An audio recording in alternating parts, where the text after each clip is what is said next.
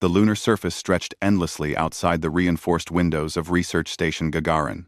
Do-yoon Kim stood in the observation room, watching the test chamber below, with tired eyes. He had not slept properly in 3 days. His team had been working around the clock, making adjustments to equipment that should not exist according to Galactic Council law. 40 years ago, humanity had joined the Council with hope and excitement. They thought they would learn from advanced alien species and take their place among the stars. Instead, they received restrictions: no faster-than-light engines, no energy weapons beyond basic plasma tools, no artificial intelligence above simple automation, and most importantly, no teleportation technology. The Council said these rules kept the galaxy stable and peaceful. Do-yoon had stopped believing that lie 5 years ago when he started reading between the lines of Council technical documents. The restrictions were not about safety. They were about control. The 5 elder species that ruled the Council wanted to keep younger species weak and dependent. Hana Lee entered the observation room carrying 2 cups of coffee. She was the military liaison assigned to watch Do-yoon's team. The Earth Defense Force had sent her to make sure the research stayed within Council regulations. Instead, she had become the project's strongest supporter. "Are we ready?" she asked, handing him a cup. "The calculations say yes," Do-yoon replied. Reality might disagree. Below them, Ji-won Park moved around the test chamber making final checks. The chief engineer had designed most of the equipment herself, often working from principles that had nothing to do with Council-approved science. She liked to say that humanity's greatest advantage was that they thought differently than species who had been following the same technological paths for thousands of years. The test object sat on Platform A. A simple metal cube, 1 meter on each side, marked with identification numbers. Platform B waited 50,000 kilometers away on the far side of the moon. If the test worked, the cube would disappear from Platform A and appear instantly on Platform B. Teleportation. The Council had executed 3 species for attempting to develop it. They claimed the technology was too dangerous, that it could destroy space-time itself if used incorrectly. Do-yoon believed the real reason was simpler. Teleportation meant instant travel and instant communication across any distance. It meant no species could be isolated or controlled. "Beginning power-up sequence," Ji-won announced through the intercom. The chamber hummed as massive capacitors charged. The sound reminded Do-yoon of Earth's railgun defense platforms, and that was not a coincidence. His breakthrough had come from studying railgun magnetic acceleration systems. Humanity had been allowed to keep kinetic weapons because the Council considered them primitive, bullets and metal slugs instead of energy beams. The Council's arrogance had become their weakness. Minho Choi joined them in the observation room. The communications officer looked nervous, constantly glancing at the monitoring equipment that tracked Council surveillance satellites. Those satellites watched Earth and its orbital space constantly, scanning for prohibited technology signatures. "The satellites are in normal patrol mode," Minho reported. "They are not paying special attention to us." "Not yet," Hana said quietly. Do-yoon understood what she meant. The moment they activated the teleporter, those satellites might detect something unusual. Council response teams could arrive within hours. Everything they had worked for could end before it truly began. "We could wait," Do-yoon said, though he did not want to. "Run more simulations." "Make absolutely certain." Hana shook her head. "We have been running simulations for 2 years. The math is solid. The equipment is ready. We either do this now, or we spend the rest of our lives wondering what could have been." She was right. Do-yoon touched the intercom button. "Ji-won. Proceed with the test. Confirmed. Beginning teleportation sequence in 30 seconds. The room fell silent except for the increasing hum of the capacitors. Do-yoon watched the readings on his display. Power levels, climbing. Magnetic field, alignment, perfect. Quantum entanglement locked between the 2 platforms. 10 seconds, Ji-won's voice announced. Do-yoon thought about his grandfather who had been alive when humanity first met alien species. The old man had told stories about the excitement of that time. the belief that humans would explore the galaxy as equals. Instead, they had been given a cage and told it was for their own good. 5 seconds. The hum became a roar. Space around Platform A began to shimmer, reality itself bending under the focused magnetic and quantum forces. Activation. The metal cube vanished, not faded or dissolved. It simply stopped existing on Platform A. For one heartbeat, Do-Yun feared they had destroyed it, scattered its atoms across space. Then Ji-won's triumphant shout came through the speakers. Platform B confirms arrival. The cube is here. Hana grabbed Do-Yun's shoulder, her grip tight with emotion. Minho was laughing and crying at the same time. Do-Yun felt his own eyes burning with tears. They had done it. Humanity had broken through the Council's technological prison. Run it again, Do-Yun ordered, forcing himself to think clearly. Send the cube back to Platform A. Then, do it 10 more times. I want to be absolutely certain this is not luck. Over the next 3 hours, they teleported the cube back and forth 20 times. Then they teleported different objects. Different sizes, different materials, different distances. Every test succeeded perfectly. Finally, Hana called them all together in the observation room. Ji-won came up from the test chamber, her face glowing with excitement. Minho brought his monitoring equipment. Still watching the Council satellites. We need to talk about what happens next, Hana said. Her military training showed now, turning excitement into focused planning. The moment we reveal this technology, the Council will respond. They will not negotiate or offer us a deal. They will try to destroy us. Maybe we should not reveal it, Minho suggested. We could develop it in secret. Build up our capabilities before they know what we have. Ji-won shook her head. Those satellites will eventually detect anomalous readings. We might have weeks or maybe months. But they will find out. Then we need to blind them first, Hana said. She pulled up a tactical display, showing the 17 Council monitoring satellites around Earth and Luna. Our railgun platforms can destroy all of them simultaneously if we coordinate the strike properly. Before the Council knows what is happening, their eyes will be closed. Do-Yun felt ice run through his chest. You are talking about an act of war. No, Hana replied.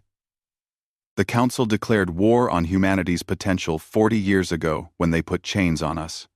We are just now fighting back. They have thousands of worlds, Minho said quietly. Millions of ships. If we do this, if we start a war, we might lose everything. We have already lost, Ji-won said with surprising passion. We lost the chance to develop naturally. We lost the opportunity to explore freely. We lost our future because the Council decided we were too dangerous to let grow. At least now we can fight for it back. Do-Yun looked at each of them, seeing the determination in their faces. He thought about humanity spreading across the stars, not as the Council's pets, but as equals. Or, perhaps more than equals. The Council species had grown comfortable with their technology. Humanity was still learning, still innovating, still hungry. If we do this, Do-Yun said slowly, there is no going back. We will be making enemies of the most powerful civilization in the galaxy. Hana met his eyes. They kept us in chains because they feared what we would become. It is time to show them they were right to be afraid. Do-Yun looked out at the lunar landscape one more time, thinking about Earth hanging in the black sky above them. His homeworld, where 8 billion people lived under Council restrictions without even fully realizing it. His decision here would affect every one of them. He turned back to his team. Ji-won, calculate firing solutions for all 17 satellites. Minho, quote, prepare a secure message to Earth Defense Command. Tell them what we have achieved and what we need them to do. And you? Hana asked. I am going to teleport something much more interesting than a metal cube, Do-Yun said with a cold smile. I am going to show the Council that their worst fear has come true. Humanity is no longer asking for permission. Commander Sun Ho Baek stood on the bridge of the EDS Indomitable, Earth's largest warship, and watched 17 targeting solutions appear on his tactical display. Each one represented a Council monitoring satellite. Each one represented humanity's first strike against their masters. All railgun platforms report ready, his weapons officer announced. Firing solutions locked. Projectiles will reach targets within 40 seconds of launch, due to distance variations. Sun Ho had been a military officer for 20 years. He had fought pirates and smugglers. He had defended Earth from rogue asteroids. He had never imagined he would be giving orders to attack the Galactic Council. But when the message came from Lunar Station Gagarin, when he learned what Do-Yoon Kim's team had achieved, he knew this moment was inevitable. Fleet synchronization check, Sun Ho ordered. All platforms synchronized, the officer confirmed. Firing in 30 seconds on your mark. Sun Ho thought about the consequences. The Council would call this terrorism, rebellion, an act of war by a primitive species that did not understand the bigger picture. They would send their fleets to punish Earth, to show other species what happened when you broke Council law. Let them come, Sun Ho thought. Let them see what humanity has become in the 40 years they kept us leashed. Fire, he ordered. Across Earth's orbital space, magnetic accelerators launched kinetic projectiles at a fraction of the speed of light. The railgun platforms had been humanity's primary defense system, approved by the Council because they were primitive technology. No energy weapons, no exotic particles, just magnetically accelerated metal traveling at devastating velocities. The Council had no idea how advanced Earth's railgun technology had become. Sun Ho watched the tactical display as the projectiles reached their targets. 17 satellites, 17 impacts within a span of 40 seconds. The satellites were destroyed so quickly, their automated systems never had time to transmit emergency signals. Earth had just gone dark from the Council's perspective. All targets destroyed, the weapons officer reported, unable to hide his satisfaction. Council monitoring network is offline. Entity, that's something the morning second. That's supporting the purdity. Gavinited, with the nominatives about. That's something the weapons of these in work. Entity, entities in. With a console monitoring network. Communications, send the signal to Mars Station, Sun Ho ordered. Tell Yuna Song she is cleared for operation. On the Council Embassy Station orbiting Mars, Yuna Song checked her equipment one final time. She led a team of 12 special operations soldiers, the best Earth had produced. Each wore combat armor and carried weapons designed for zero-gravity combat. Each had trained for this mission for 6 months, ever since Do-Yoon's team had achieved stable teleportation at 50,000 kilometers. Today, they would test teleportation at much greater range. Mars was 80 million kilometers from Earth currently. Platform is active. Jiwon Park's voice came through Yuna's earpiece from Lunar Station Gagarin. Quantum entanglement locked. We are ready for transport on your mark. Yuna looked at her team. Most of them were young, volunteers who believed humanity deserved better than Council restrictions. Some looked nervous. Others looked eager. All of them looked determined. This is a one-way trip until we secure the station, Yuna reminded them. Once we are there, we hold position until reinforcements arrive. The Council has 4 ambassadors on that station plus their staff, approximately 40 individuals total. We take them alive if possible. We need them as leverage. Rules of engagement? One of her soldiers asked. Minimal force unless threatened. Remember, we are not murderers. We are liberators. Yuna activated her comm.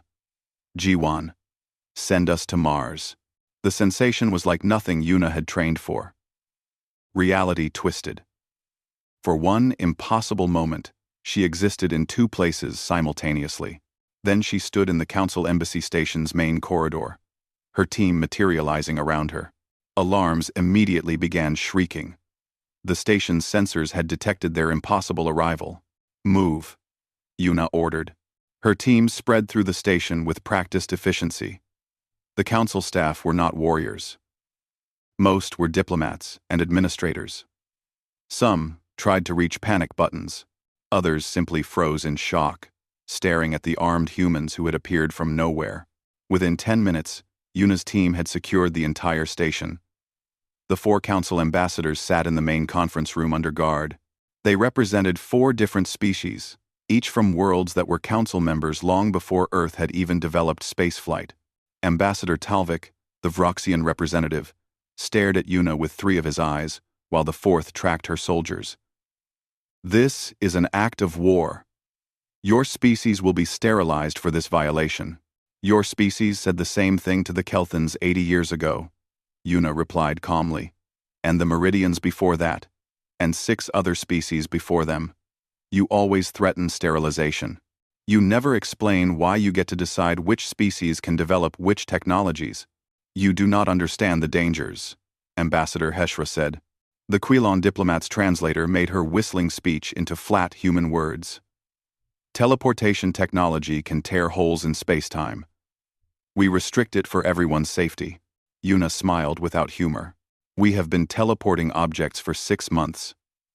We teleported ourselves 80 million kilometers just now.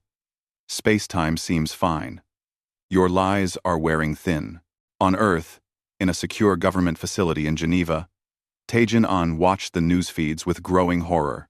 As humanity's ambassador to the Council, he had spent 15 years building relationships with Council species, trying to earn humanity a better position through diplomacy and patience. Now his life's work was ashes. He demanded an emergency meeting with Hana Lee and Do-Yoon Kim, who had returned to Earth to brief the government. They met him in a conference room with President Cheon-oh present. "You have doomed us," Taejin said without preamble. "The Council controls thousands of worlds. Their fleets number in the millions. What do we have? A few hundred ships and 1 space station under siege? We have something better," Do-Yoon replied. "We have technology they never expected us to develop, and the will to use it." "Technology," Taejin laughed bitterly. "They have had teleportation for centuries and restricted it. You think your version is superior?" "Taejin, they restricted it because they never solved the power requirements," Hana said.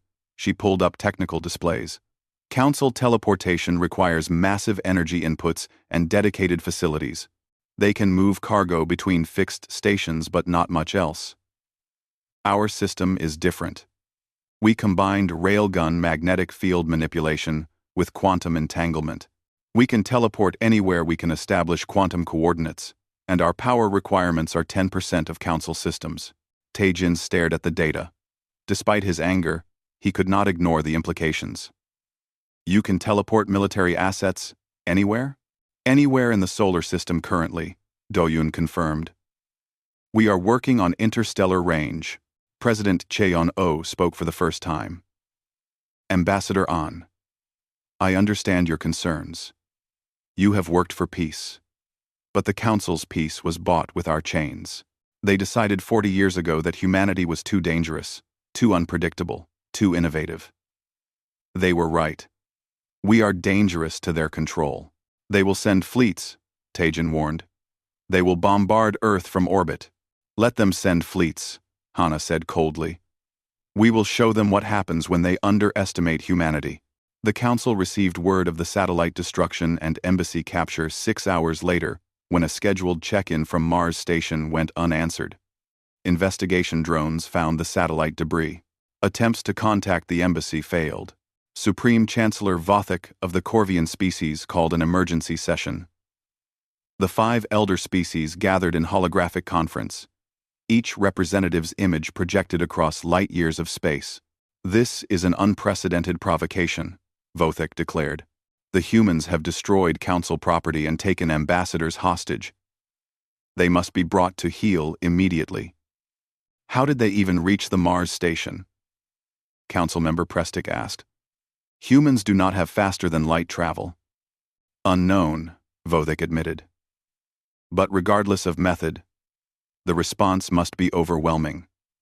I propose we send the 7th Fleet to Earth." blockade their homeworld, demand complete surrender and dismantling of all military assets. The other council members agreed. The 7th Fleet, 3,000 warships strong, received orders to proceed to Earth at maximum speed. They would arrive in 2 weeks. But before the fleet could depart, every council communication channel received a broadcast. Minho Choi's face appeared. Speaking from Lunar Station Gagarin, "People of the Galactic Council," he began. "For 40 years, humanity has been your subordinate. You restricted our development. You limited our technology. You told us it was for our safety and the galaxy's stability. We accepted this because we were young and naive, and grateful to be part of your great civilization." Minho paused, letting his words sink in across thousands of worlds. "We are not naive anymore. We have achieved what you said was impossible. We have developed technology you claimed was too dangerous for any species, and we have proven that your restrictions were never about safety. They were about control." The broadcast shifted, showing the interior of the Mars Embassy Station. The 4 council ambassadors sat visible in the background, alive, but clearly captive. "We have not harmed your ambassadors," Minho continued. "We are not barbarians, but we will no longer accept your authority. From this moment, humanity withdraws from the Galactic Council. We claim our independence and our right to develop without restriction." The camera view changed again, showing what appeared to be a star map. Thousands of coordinates appeared, marking locations throughout Council space, military bases, government centers, industrial facilities. These coordinates represent locations where human strike teams can teleport instantly, Minho said. "We can reach any point in Council space before you can respond. Your fleets are powerful, but they cannot protect everything at once." Minho's expression hardened. "You kept humanity small because you feared competition. You were right to fear us. But you should have feared us enough to never let us join you in the first place. Now we are here, we are free." The broadcast ended with a simple image. A human hand breaking chains against a background of stars. Across the galaxy, the message was clear. Humanity had declared independence, and they had the capability to enforce it. Unji Kang had been analyzing the captured council database for 72 hours straight. As head of Earth intelligence, she had access to information that should have taken decades to acquire. The council ambassadors' personal systems had contained more than diplomatic correspondence. They had contained the truth about how the council really operated. "You need to see this," she told President Cheon-O during an emergency briefing. The president looked exhausted, dealing with the aftermath of humanity's declaration. "The council has suppressed 36 species rebellions over the past 800 years. All of them crushed. All of them listed as extinct or integrated." "We knew the council was authoritarian," Cheon replied. "That is not the important part." Yoonji brought up files that made her sick to read. "I found hidden communications in the database archives. Messages from the suppressed species, embedded in footnotes and error logs where the council thought no one would look. They are not all extinct. Some are still out there, waiting." She showed coordinates for 17 different systems, all marked as uninhabited in council records. But the hidden messages told a different story. Species that had gone underground, literally in some cases, hiding from council surveillance and waiting for an opportunity. "They have been preparing," Unji said. "Some of them for centuries. They saw what happened to others who rebelled openly. So they pretended to surrender, while building resistance networks in secret." Cheon leaned forward. "Can we contact them?" "We can do better than contact them. We can arm them." Do-Yoon Kim and Ki-Yeon Han worked in the expanded laboratory that had taken over 3 entire sections of Lunar Station Gagarin. The successful teleportation to Mars had proven the concept worked at planetary distances. Now they pushed for more. "Quantum entanglement holds stable at 2 light-years, Ki-Yeon reported, studying the readings. "We are getting interference beyond that. But the math says we can compensate."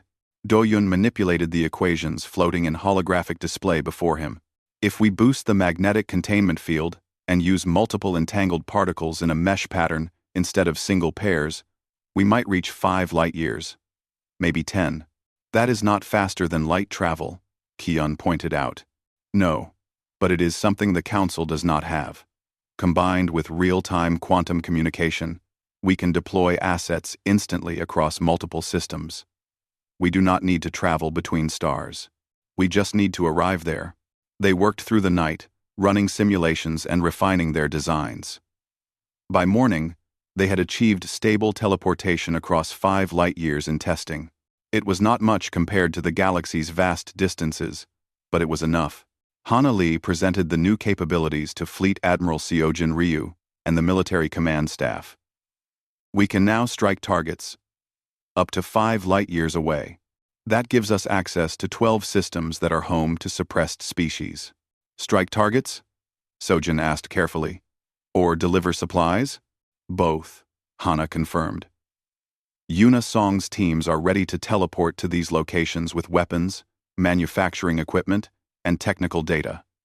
We give them the tools to rise up again. Taejin An, still serving as a reluctant advisor, despite his opposition to the rebellion, shook his head. You will be starting a galactic civil war. The war already exists, Hana replied. It has existed for centuries. The Council just made sure it stayed one-sided. We are evening the odds. The first contact went to the Thalen species, aquatic beings whose homeworld was 70% ocean. The Council had forbidden them from developing space-capable vessels 300 years ago, after they began expanding too quickly. The official reason was environmental concerns. The real reason, according to the captured files, was that the Thalen bred quickly and asked too many questions about Council policies. Yuna Song led the strike team that teleported directly into the underwater city of Velshorak. The Thalen Military Council had been expecting attack, not alliance. They stared at the humans in their waterproof combat suits with confusion and suspicion. We come with gifts, Yuna announced through her translator. She activated a holographic display showing manufacturing schematics, railgun designs, power generation systems, and quantum communication equipment. Everything you need to build orbital defense platforms without Council approval. The Thalen commander, whose translated name was approximately current against stone, extended a webbed hand. Why would humans help us? You are Council members. We're Council members, Yuna corrected. We declared independence 3 days ago. Now we are helping others do the same. Within a week, the Thalen had constructed their first orbital weapons platform using human railgun technology. It was crude compared to human designs, adapted for Thalen manufacturing capabilities and materials. But it worked, and more importantly, the Council's orbital surveillance never saw it being built. The components were manufactured underwater and teleported directly into orbit. Similar operations unfolded across 11 other systems. Species that the Council thought were beaten began receiving weapons, technology, and hope. Some had been waiting for centuries. Others were new to resistance. All of them shared one thing in common: hatred for their Council oppressors. Sori Lim coordinated the growing rebel alliance from a command center on Luna. She had been a diplomat before the rebellion, skilled at managing complicated relationships between different groups. Now she managed something far more difficult: keeping dozens of alien species working together, when many of them had historical conflicts with each other. The Thalen want to attack Council shipping lanes in their sector, she reported to Hana and President Cheon. The Brevok are demanding we help them strike military installations on their homeworld. The Koriks are asking for advanced weapons we have not even deployed ourselves yet. Can you keep them organized? Hana asked. For now. But they all want different things. Some want independence. Some want revenge. A few want to replace the Council with themselves in charge. We are the glue holding this alliance together, and only because we have the teleportation technology everyone needs. Cheon understood the implications immediately. The moment we lose our technological advantage, the alliance might fracture. Which is why we need to win before that happens, Hana said. Fleet Admiral Seojin Ryu prepared Earth's defense fleet to face the incoming Council 7th Fleet. Intelligence reported 3,000 Council warships approaching at maximum faster than light speed. They would arrive at Neptune's orbit in 2 days. Seojin had 200 ships. The mathematics were brutal. We cannot win a conventional battle, she told her command staff. But we do not need to. We just need to make them reconsider whether Earth is worth the cost. Jiwon Park had been working with Sojin's weapons engineers on a new system, teleportation-assisted railguns. The concept was simple, but devastating. Instead of firing projectiles across space where they could be tracked and intercepted, they fired projectiles into teleportation fields. The projectiles materialized at point-blank range inside enemy formations, bypassing shields and defensive systems entirely. We have only equipped 40 ships with the new systems, Jiwon warned. The power requirements are enormous. Each ship can fire maybe 5 shots before exhausting their capacitors. 5 shots per ship. Sojin calculated. 200 teleportation strikes total. Make every single one count. After, the Council 7th Fleet arrived at Neptune confident and ready to demonstrate overwhelming force. Admiral Corvin, the Vroxian fleet commander, had fought in 20 campaigns. He had crushed rebellions, destroyed pirate fleets, and enforced council law across dozens of systems. 3,000 ships against 200 human vessels seemed like an execution, not a battle. Maintain formation, he ordered. Advance steadily toward Earth. Target all military installations and demand immediate surrender. If they refuse, begin orbital bombardment of military facilities. The human fleet waited near Neptune's orbit, outnumbered 15-1. To Admiral Corvin, they looked like they were preparing to make a heroic last stand. Foolish, but expected, from a primitive species that did not understand the reality of interstellar warfare. Human vessels are dispersing, his tactical officer reported. They are not maintaining defensive formation. They are running, Corvin said with satisfaction. Pursue and destroy. Then space around his fleet erupted with kinetic projectiles appearing from nowhere. One moment, his sensors showed empty space. The next moment, tungsten rods traveling at relativistic speeds materialized inside his formation. Ships exploded before they could raise shields or take evasive action. The projectiles appeared too close, too fast, giving no time to react. In 30 seconds, 800 council ships were destroyed or critically damaged. What is happening? Corvin demanded, his bridge shaking from nearby explosions. Teleportation, his tactical officer reported in shock. They are teleporting projectiles directly into our formation. The second wave of strikes came before Corvin could order a retreat. Another 600 ships destroyed. The carefully organized fleet formation became chaos as ships broke away, trying to escape the impossible attack. Seojin Ryu watched the tactical display with grim satisfaction. Cease fire. Let them run. The Council 7th Fleet retreated to the outer solar system, having lost nearly half its ships without landing a single effective hit on the human fleet. Admiral Corvin sent an emergency message to Council High Command. The humans have weaponized teleportation. Traditional fleet tactics are obsolete against them. We cannot advance without taking unacceptable losses. But the Council's response was not retreat. It was escalation. Supreme Chancellor Vothik watched the battle reports and made a decision that would haunt the galaxy. Send a message to all Council members. The humans and their allies must see the cost of rebellion. Send the Purge fleet to the Thalen homeworld. Sterilize it from orbit. Taejin An tried to stop it. He called every Council contact he had built over 15 years, begging them to reconsider. But the decision was made. The Thalen homeworld of Thalen Prime, an ocean world that had existed peacefully for millions of years, was bombarded from orbit. The Council fleet used kinetic impactors and plasma bombs to boil the oceans and shatter the crust. 4 billion Thalen died in 6 hours. Humanity's intelligence network picked up the destruction in real time. Unji Kang watched the feeds coming from Council news sources, which proudly broadcast the attack as a warning to other would-be rebels. When she showed the footage to Hana and Do-yoon, both of them stood silent for a long moment. They killed an entire world, Do-yoon said quietly. Billions of people. To make a point. They rule through fear, Hana replied, her voice cold with rage. They just showed us what we are really fighting for. Not just freedom. Survival. Minho Choi prepared another broadcast, but this time his message was different. He spoke not just to humanity, but to every species in the emerging rebel alliance, and to every species still under Council control. The Council has shown its true face, he said. Images of Thalen Prime's destruction playing behind him. They claim to bring order and stability. They claim to protect the galaxy. But when challenged, they commit genocide. 4 billion lives ended because the Thalen dared to build a single weapons platform. He paused, letting the horror sink in.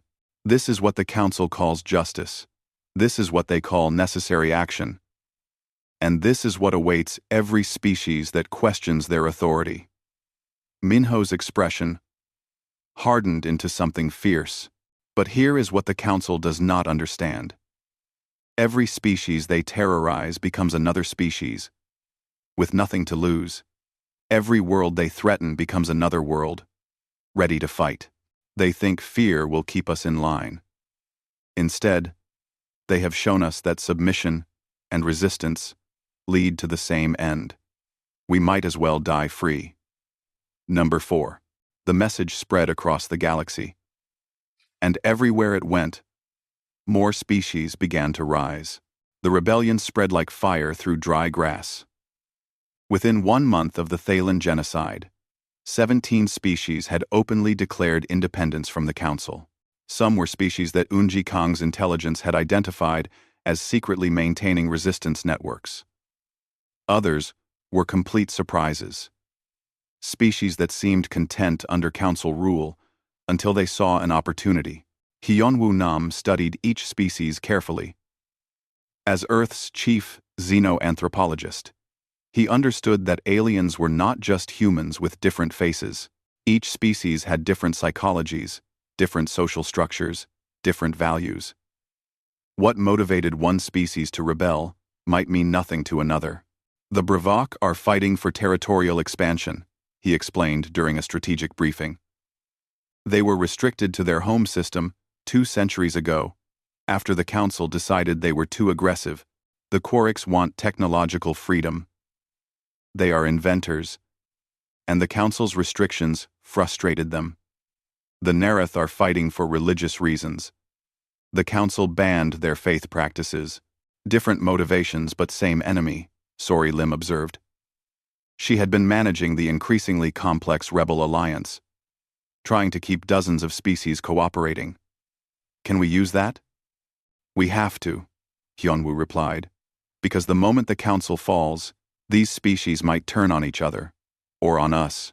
The Council's military struggled against the coordinated attacks across dozens of systems. They had overwhelming force, millions of ships spread across thousands of worlds, but their forces were designed for peacekeeping and suppressing isolated uprisings, not fighting simultaneous rebellions on multiple fronts. Every time a Council fleet concentrated to crush one rebellion, 3 others would flare up elsewhere. Human teleportation technology allowed rebel forces to strike without warning, resupply without being intercepted, and retreat before Council reinforcements arrived. But Hyunwoo had found something potentially more valuable than any weapon. Deep in the Council archives, he discovered the actual treaties and agreements that held the 5 elder species together. The Council is not as unified as they appear, he told President Chaeyon. Oh, and the military command, the 5 elder species, have been in a state of controlled tension for over 1,000 years.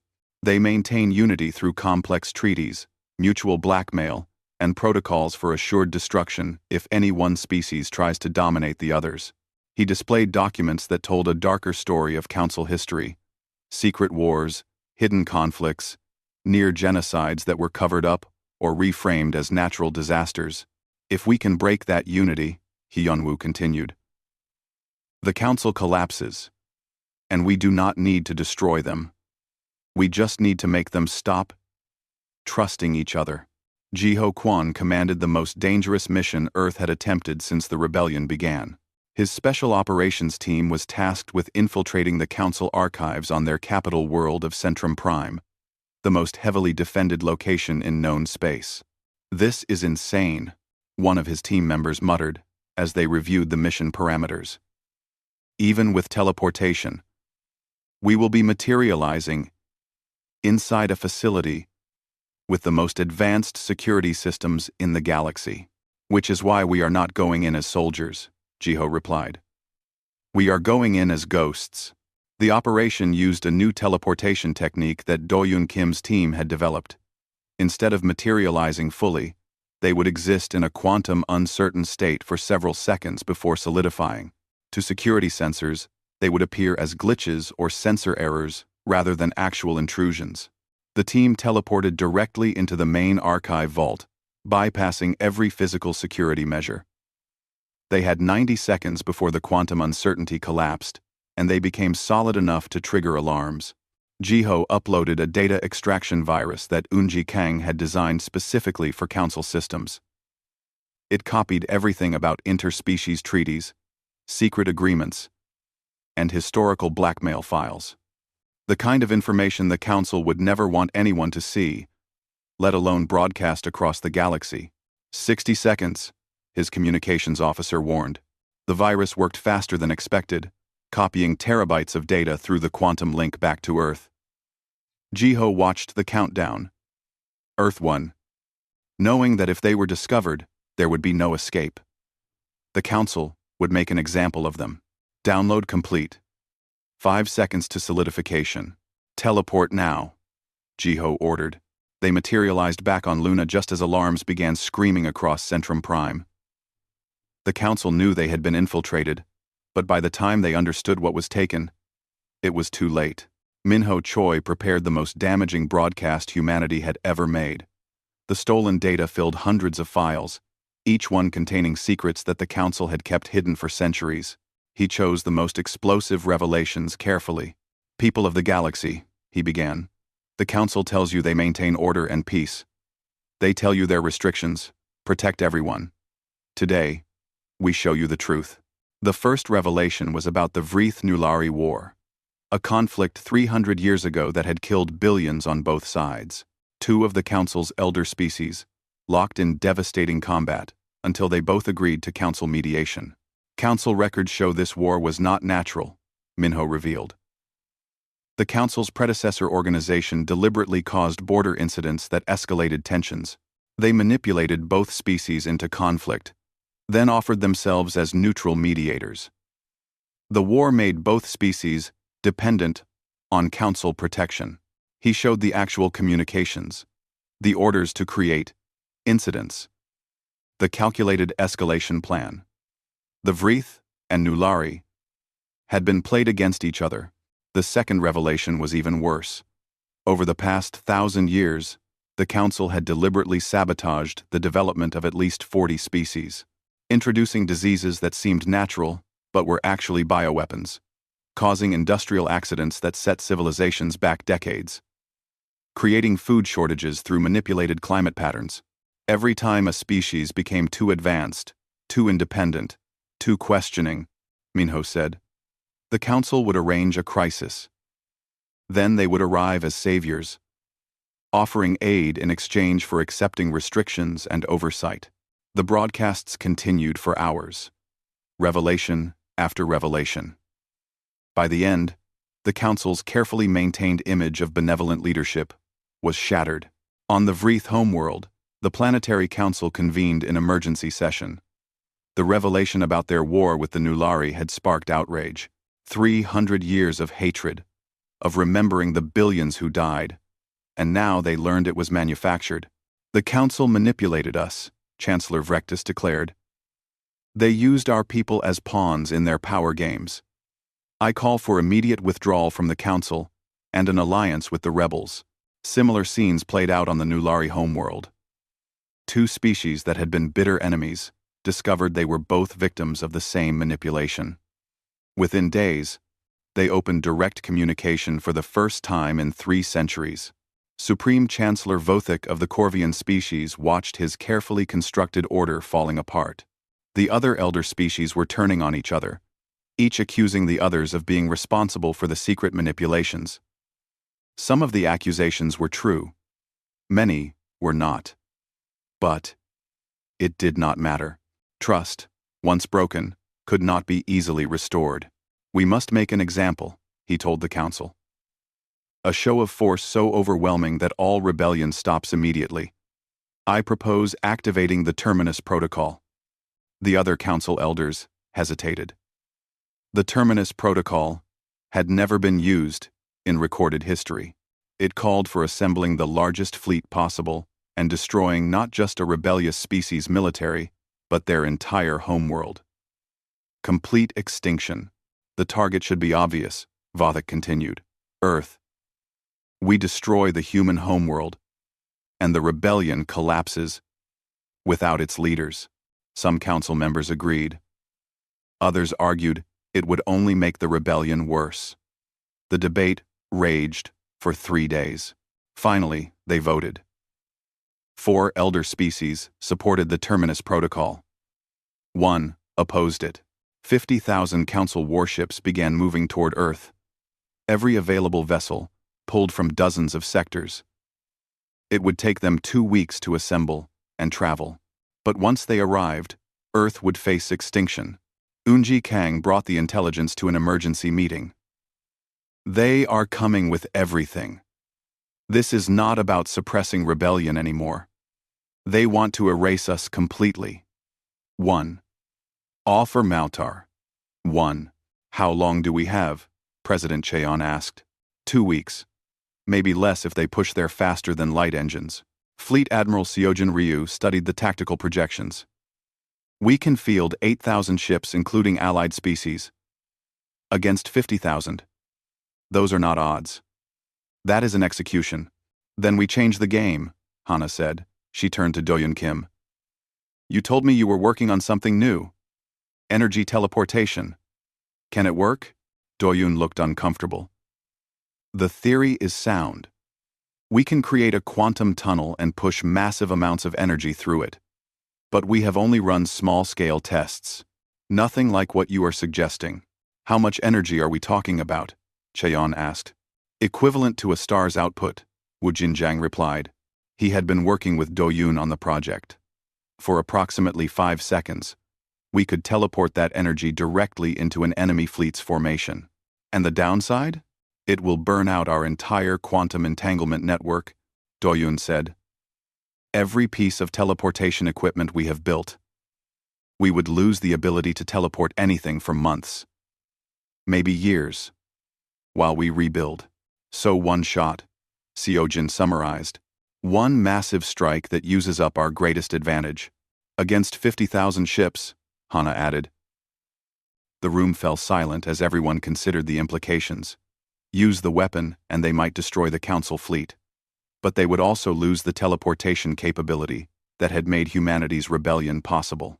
What if it is not enough? Taejin An asked. He had become more supportive of the rebellion after seeing the council's crimes, but he was still cautious. What if we use our weapon, and they still have enough ships to bombard Earth?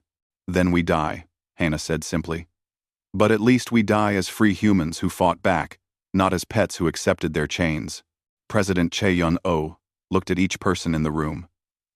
Her military commanders, her scientists, her diplomats, people who had risked everything for humanity's freedom. Begin preparations, she ordered. But we do not just build a weapon. We build a message. We show the council that some things are worth dying for. And maybe, just maybe, some of the other species will see that message and decide they are worth dying for too. Do-Yoon and Woojin returned to their laboratory to begin the most dangerous project humanity had ever attempted. They would need to channel energy equivalent to a star through quantum tunnels that had never been tested at anything close to that scale. If we make a single mistake, Woojin said quietly. We could destroy Earth ourselves, create a quantum collapse that tears apart the solar system. Then we do not make mistakes, Doyun replied. Across the galaxy, the Rebel Alliance prepared for the Council's final assault. Some species fortified their worlds. Others prepared evacuation plans. A few began negotiating secret surrenders, hoping to be spared the Council's wrath. But most stood firm. Because humanity had shown them something the Council never expected. Not just that rebellion was possible, but that it was worth it, even if it meant facing extinction. Sori Lim sent a message to every rebel species. In 2 weeks, Earth faces 50,000 Council warships. We cannot ask you to join that battle. The odds are overwhelming. But if you believe that freedom matters, if you believe that the Council's authority has ended, then stand with us. Fight with us. Die with us, if necessary. Because after Earth, they will come for each of you. The responses came slowly at first, then in a flood. Species that had been enemies for centuries agreed to fight side by side. Fleets that had never left their home systems began moving toward Earth. By the time the Council's Terminus fleet entered the solar system, they did not find 8,000 ships defending Earth. They found 40,000. Species from across the galaxy, united for the first time not by Council authority but by common cause. Each ship carried a crew that had decided some things were worth dying for. Supreme Chancellor Vothek stared at the tactical display in disbelief. How did they assemble so many ships? Our intelligence said the rebels were fractured and disorganized. They were, his tactical officer replied. Until we threatened to destroy Earth, we united them. For the first time in his long career, Vothek felt something he had not experienced in centuries: fear. The Council Terminus fleet arrived at the edge of Earth's solar system like a dark wave. 50,000 warships. The largest military force assembled in recorded galactic history. Supreme Chancellor Vothek had spent centuries maintaining order through careful manipulation and controlled force. Now he commanded raw power, on a scale that should make any resistance meaningless. But facing him was something the Council had never seen before. 40,000 ships from dozens of species, many of whom had been enemies for generations, united not by Council authority, but by the simple desire to be free. Fleet Admiral Seojin Ryu stood on the bridge of the EDS Indomitable and watched the tactical display. The numbers still favored the Council, but less dramatically than before. She had 8,000 human ships, plus 32,000 allied vessels from 17 species. All fleet elements report ready, her communications officer announced. Allied species are maintaining formation. They are waiting for your orders. Seojin had never commanded such a diverse force. Each species had different ship designs, different weapons, different tactical doctrines. Some preferred long-range bombardment, others favored close combat. A few species did not even think in terms of traditional space warfare. Open channel to all ships, she ordered. When the connection established, she spoke carefully. We know the odds. We know what the Council intends. They come to destroy Earth and terrorize the rest of you back into submission. But today, we show them that terror has limits. Some things cannot be frightened into surrender. She paused, choosing her next words with care. Every species here has different reasons for fighting. Different goals, different cultures, different dreams of what comes after. But we share one thing. We all decided that freedom is worth the cost. Whatever happens in the next hours, the galaxy will remember that we stood together. The Council fleet is advancing, her tactical officer reported. They are moving slowly, maintaining formation. Looks like they want to demonstrate overwhelming force before demanding surrender. Let them come, Sojin said quietly. Deep inside Lunar Station Gagarin, Doyun Kim made final adjustments to equipment that should not exist according to every safety protocol ever written. The energy teleportation system filled 3 entire sections of the station. massive quantum entanglement arrays, magnetic containment fields, powerful enough to hold a star's output, and the most dangerous collection of capacitors humanity had ever constructed. Power levels at 80%, Wu Jinjiang reported. Sweat ran down his face despite the cold temperature they maintained in the lab. We can reach full charge in 10 minutes. How stable is the containment? Doyun asked. Define stable. Wu Jin managed a weak smile. The fields are holding. The quantum tunnels are formed. But Doyun, we are about to push energy equivalent to 5 seconds of solar output through a gap in space-time. Nothing about this is stable. Qi Han monitored the quantum calculations, watching for any sign of collapse. If this works, we destroy most of the Council fleet instantly. If it fails, we might create a quantum cascade that tears apart the solar system.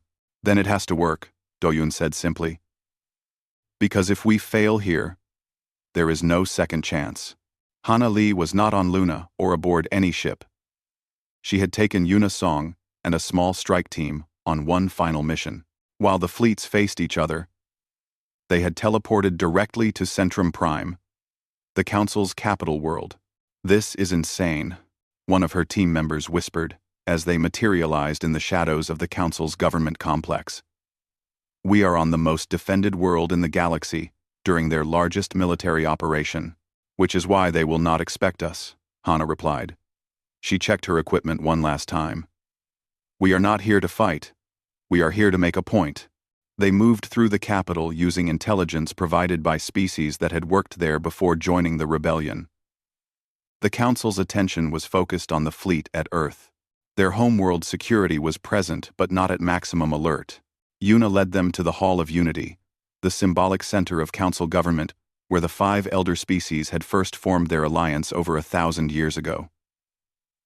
Breaking into the building was surprisingly easy. Most of the security had been stripped away and sent to defend against the rebellion. Inside the hall, Hana set up a broadcast system. When the battle begins, I want every species in the galaxy to see this, to understand what we did here. Supreme Chancellor Vothek watched the rebel fleet and felt contempt replace his earlier concern. Yes, they had assembled more ships than expected, but numbers alone did not win battles. His fleet had better weapons, better shields, better training, and most importantly, they had unity of command. The rebel fleet was a collection of different species, each with their own ideas about combat. Begin the advance, he ordered. All ships maintain formation. Target the human vessels first. Once humanity is destroyed, the rest will surrender. The Council fleet moved forward, a vast wall of warships advancing steadily. When they reached optimal weapons range, Vothik gave the order to fire. Plasma beams and energy weapons lit up space. The Council's firepower was devastating, exactly as intended. They expected the rebel fleet to either flee or die quickly. Instead, the rebel fleet scattered into multiple groups, each moving with practiced coordination. The human ships used their railgun teleportation systems, materializing kinetic projectiles at point-blank range. Allied species deployed their own weapons, adapted from human technology but modified for their unique capabilities. The Brevok used swarm tactics, hundreds of small ships, overwhelming single Council vessels. The Quarix had built experimental weapons that disrupted shield harmonics. The Nerath somehow weaponized their religious devotion, their crews fighting with a ferocity that shocked the Council forces. Within the first hour of combat, the Council had lost 5,000 ships. The rebel fleet lost 8,000. But they kept fighting with determination that went beyond military logic. They are not trying to win, Vothek's tactical officer observed. They are trying to buy time. Vothek realized the truth immediately. They are preparing something. All ships, maximum acceleration toward Earth. Whatever they are planning, we end it now. The Council fleet broke formation and rushed forward. It was tactically sound but strategically exactly what Seojin Ryu wanted. They are committed, she reported to Doyun Kim. They are moving directly into the target zone. You have 5 minutes. We need 7. Doyun replied. watching the power levels climb. The capacitors were at 95%, but pushing them faster risked catastrophic failure. "You have 5, Sojin repeated. "After that, they will be too spread out for a concentrated strike." Doyun looked at Woojin and Kiyon. Both nodded. They would push the system beyond safe limits. "Accelerating charge sequence," Doyun announced. 4 minutes to activation. The Council fleet accelerated through space, eager to end the battle and demonstrate their power. They had lost ships, but they still outnumbered the rebels. Victory was still certain. Then Hana Lee's broadcast went live from the Hall of Unity on Centrum Prime. Every screen across Council space showed her standing in the symbolic heart of their government. Behind her, the ancient treaty stones that represented the founding of the Council. "People of the galaxy," Hana began. "While your leaders send their fleets to destroy Earth, we stand here in their sacred hall. We could destroy this place. We could strike at their homeworld the way they strike at ours. But we will not, because we are not them." She gestured to the treaty stones. These stones represent promises of cooperation, mutual protection, and shared prosperity. But those promises became chains. The Council stopped serving the galaxy and started controlling it. Today, we do not destroy their symbols. We reclaim what they should have meant. Hana pulled out a simple hammer and approached the first stone. "We break the Council's authority. Not with weapons of mass destruction, but with the simple declaration that we do not accept their rule." She struck the stone, and it cracked. Symbolic, dramatic, and broadcast across every world in Council space. On the Council command ship, Vathek watched in horror. "They are on Centrum Prime. How did they get past our defenses?" "They teleported," his officer replied. "Just like they teleported past everything else." The psychological impact was devastating. The Council's own capital was compromised, while their fleet was light years away. Their absolute control was revealed as illusion. "Recall the fleet," Vathek ordered. "We must protect the homeworld, sir. We are committed to the Earth attack. If we turn back now, weth you not. They are in our capital," Vathek shouted. "Recall the fleet immediately." But before the order could be transmitted, Doyun Kim activated the energy teleportation system. Space itself seemed to scream. A quantum tunnel opened directly in the center of the Council fleet formation, and through it poured energy equivalent to 5 seconds of a star's total output. Light and heat and radiation in quantities that should not exist in normal space. The energy bloom expanded at near light speed. Council ships caught in the initial wave simply ceased to exist, vaporized instantly. Those on the periphery had seconds to raise shields or turn away. Most failed.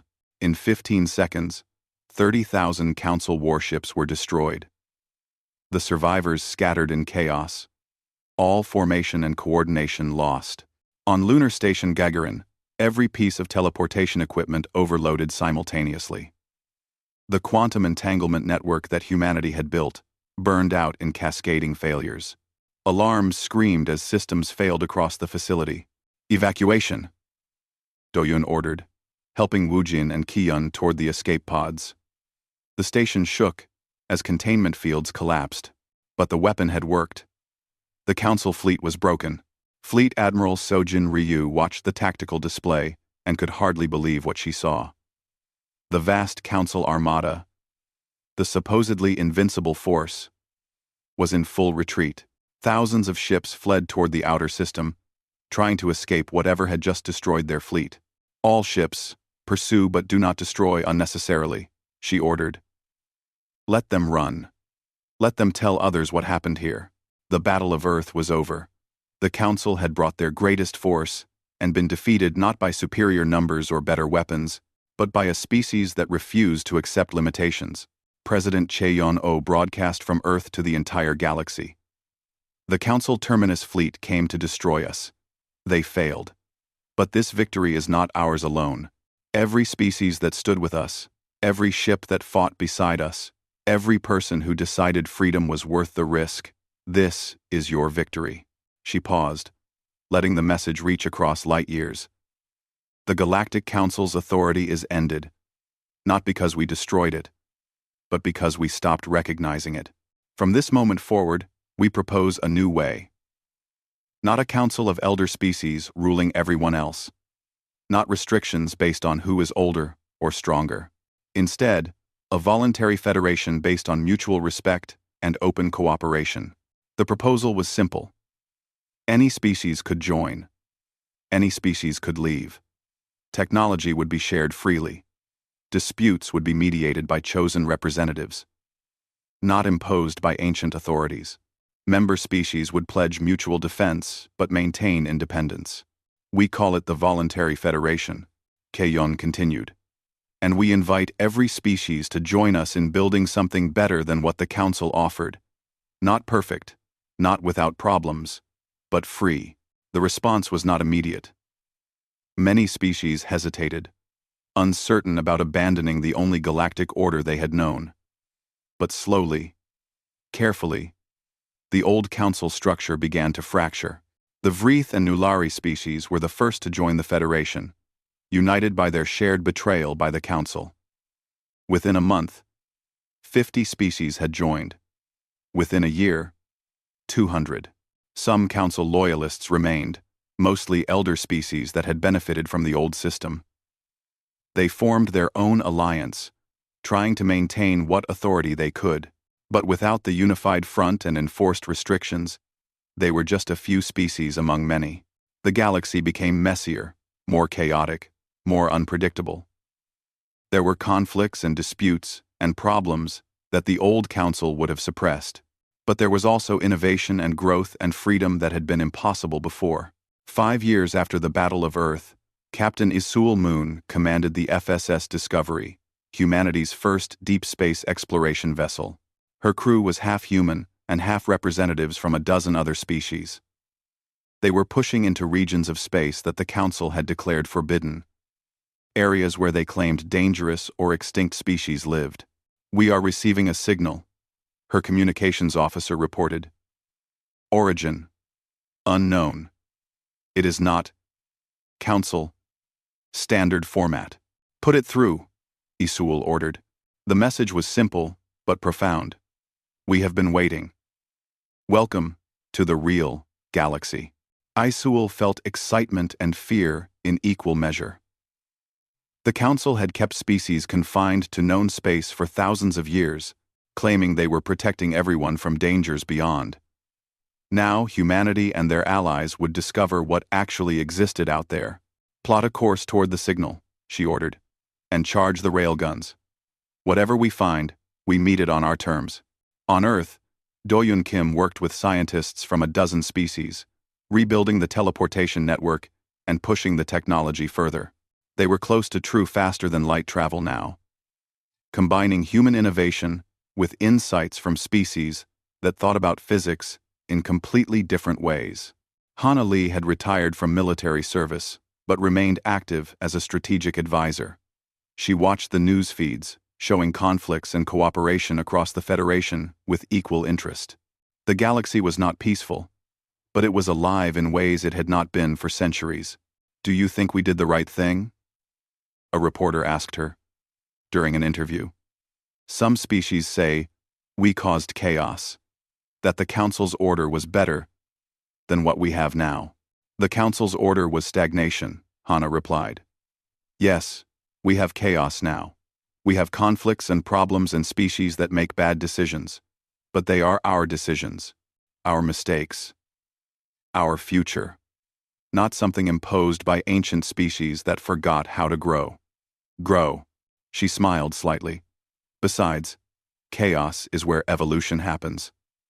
The Council tried to freeze the galaxy in place. We set it free to become whatever it can be. Crusa. 2. Crusa. Crusa. Crusa. Crusa." Taejin On had found new purpose as a mediator between Federation members. His diplomatic skills, once used to navigate Council bureaucracy, now helped resolve disputes between species with very different cultures and goals. It was harder work than serving the council, but more meaningful. Sometimes I wonder if we were ready for this, he admitted to Minho Choi during a diplomatic conference. The responsibility of freedom is heavier than the comfort of being told what to do. Probably not ready, Minho agreed. But we never would have been ready if we waited for permission. Sometimes, you have to take freedom before you know how to handle it. The voluntary federation was not perfect. Species still fought over territory and resources. Political factions competed for influence. Some members joined and then left, finding independence preferable to any alliance. A few species tried to dominate others and had to be stopped. But technology advanced faster than it had in millennia. Species that the Council had kept primitive were developing rapidly, bringing new ideas and perspectives. Cooperation between different species led to innovations that no single civilization would have achieved alone. And everywhere, people looked to the stars with possibility instead of restriction. They could explore, create, expand, and become whatever they had the courage to pursue. Captain Isul Moon's ship pushed deeper into unknown space, following the mysterious signal. Her crew worked together smoothly, despite coming from worlds that had been isolated from each other for centuries. The Brevok engineer helped the human pilots understand exotic propulsion systems. The Thalen sensor operator shared insights about detecting anomalies in space-time. The Nereth navigator brought pattern recognition abilities that seemed almost supernatural. Signal is getting stronger, the communications officer reported. We should reach the source in 3 days. What do you think we will find? The Brevok engineer asked. Something the council did not want us to meet, Isul replied. Which probably means something interesting. She checked their weapons status out of habit. The railguns were charged and ready. The teleportation systems, rebuilt with contributions from multiple species, were operational. Whatever they found, they would face it the way humanity had faced the Council. With determination, innovation, and the absolute refusal to be limited by someone else's fear, the ship pushed forward into uncharted space. Behind them, the Voluntary Federation continued its messy, chaotic, glorious experiment in freedom. Ahead of them lay mysteries that the Council had kept hidden for thousands of years. And somewhere in the darkness between stars, other civilizations watched humanity and their allies with interest. Some with approval, some with concern. All of them understanding that the galaxy had changed fundamentally. The age of the Council was over. The age of something new, something unpredictable, something dangerous and full of potential, had begun. It was humanity's gift to the galaxy. Not peace or order or security, but the possibility to become more than what others decided you should be. The freedom to reach for the stars and discover what you might find there. The courage to face the unknown without someone powerful, promising to protect you from it. And deep in the research labs on Luna, rebuilt after the Battle of Earth, Do-Yoon Kim and his international team made a breakthrough. True faster-than-light travel, stable and reproducible. They could cross the galaxy in weeks instead of years. When the announcement came, Do-Yoon thought about his grandfather's stories, about the hope humanity felt when they first met the Council, the disappointment when they realized they were joining a cage. We finally made it, Wu Jinjiang said, looking at the test results. Humanity can travel anywhere in the galaxy now. Not just humanity, Do-Yoon corrected, sharing the technical specifications with every Federation member. Everyone who wants to fly. We did not fight to make humans special. We fought to make everyone free. And across the galaxy, thousands of species received the gift of true interstellar travel, freely given without restrictions or requirements. It was the final proof that the new age was fundamentally different from the old. The Council had ruled through control. The Federation would grow through sharing. Captain Isul Moon's ship reached the source of the mysterious signal and found something that would change everything again. But that was a story for another time. For now, humanity and their allies celebrated their hard-won freedom and looked toward a future without limits. They had started with railguns, the supposedly primitive weapons that the Council dismissed. They had developed teleporters, the forbidden technology that was supposed to be impossible, and in doing so, they had erased the Council's authority across the stars. Not through conquest or domination, but through the simple demonstration that chains only hold those who accept them, and humanity, stubborn and innovative, and just a little bit crazy, had refused to accept their chains. The galaxy would never be the same.